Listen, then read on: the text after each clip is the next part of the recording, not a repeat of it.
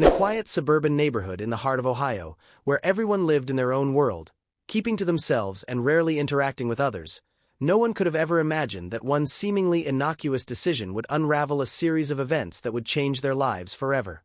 The peaceful rhythm of the neighborhood was shattered on a seemingly ordinary Thursday afternoon, all because of a simple action taken by one resident, Daniel Weston. Daniel, a middle-aged man living alone in his small but cozy house on Elm Street, had been dealing with slow internet for a few days. After attempting to troubleshoot the issue himself with no success, he decided to take the next step: change his Wi-Fi password. At first, it seemed like a straightforward task, a quick fix for a minor inconvenience.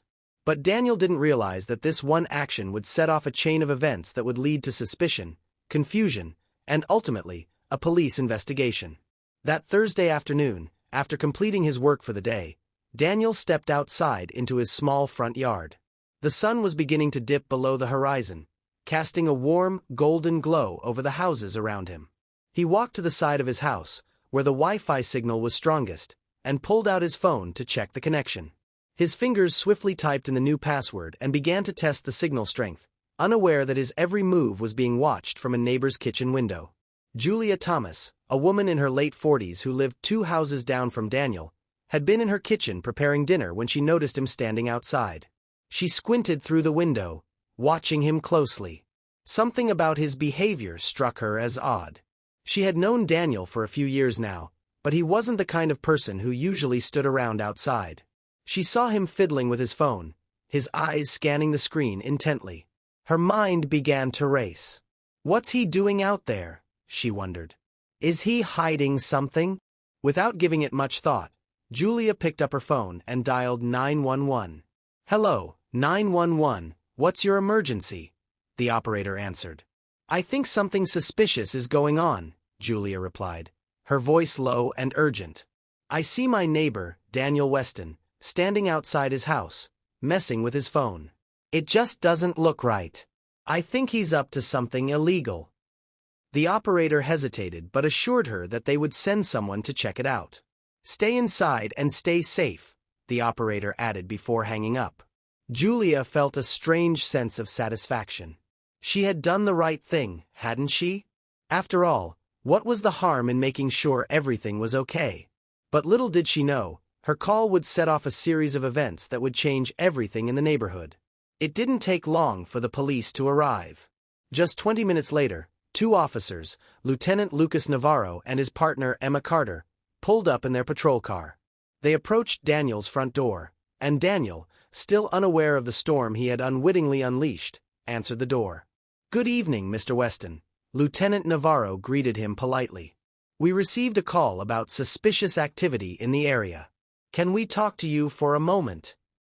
Daniel blinked in confusion. Suspicious activity? What are you talking about? We just need to ask you a few questions, Officer Carter explained. Your neighbor reported that you were outside, acting strangely, and we need to check in with you. Daniel felt his heart race. I was just changing my Wi-Fi password, he said, still puzzled. There's nothing strange about that. Julia's voice echoed in his mind. It doesn't look right. He couldn't understand why she thought something was off. But as the officers exchanged glances, Daniel felt a growing sense of unease. We'd like to take a look at your phone and your router, just to make sure everything checks out, Lieutenant Navarro said, his tone professional but firm. Daniel didn't know what to think, but he complied, leading the officers into his living room where his router sat on a small table. He unlocked his phone and handed it over to Officer Carter, who began to inspect the settings. Meanwhile, Lieutenant Navarro checked the router's connected devices. It didn't take long for them to find something strange. Wait a minute, Lieutenant Navarro muttered, leaning in closer.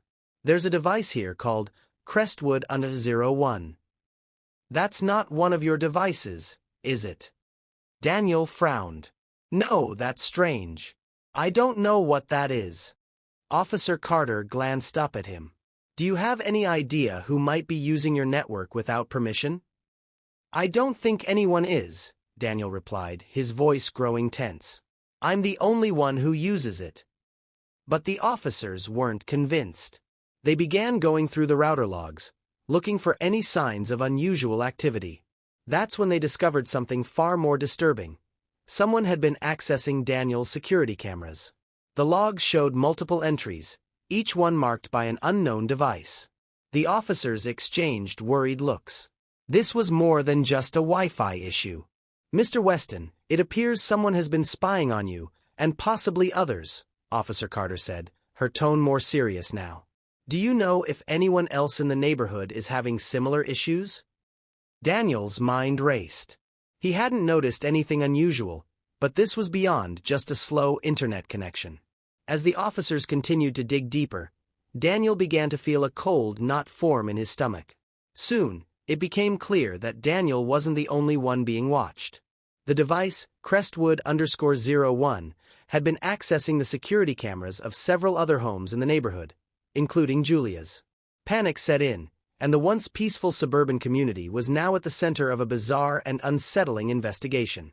As the officers traced the device's signal, they found that it was coming from a house just down the street, none other than Julia's house.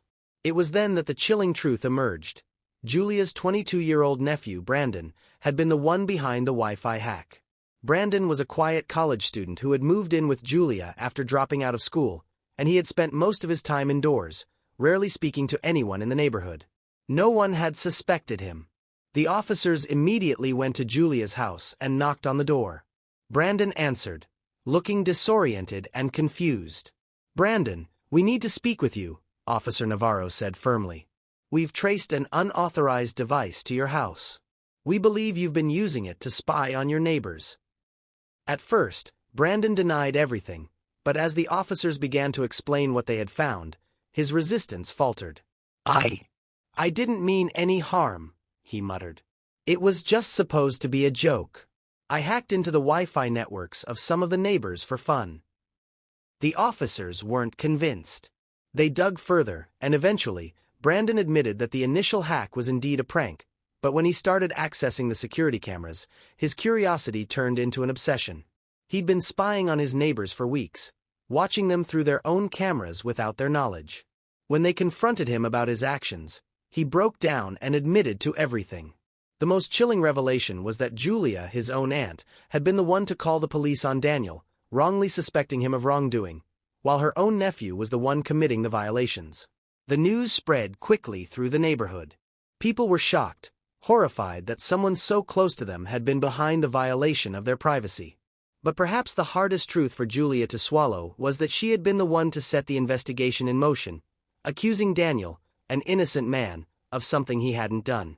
As Brandon was led away in handcuffs, Daniel stood on the sidewalk, watching with a cold expression. He didn't speak to Julia, but as he turned to go inside, he said, almost as an afterthought, "I don't need an apology. But you should think twice before you jump to conclusions." Julia stood there, speechless. She realized too late that her actions had caused unnecessary harm. But there was no turning back. The neighborhood would never be the same. Trust had been broken, and the lives of those involved would forever be marked by the consequences of a single impulsive phone call.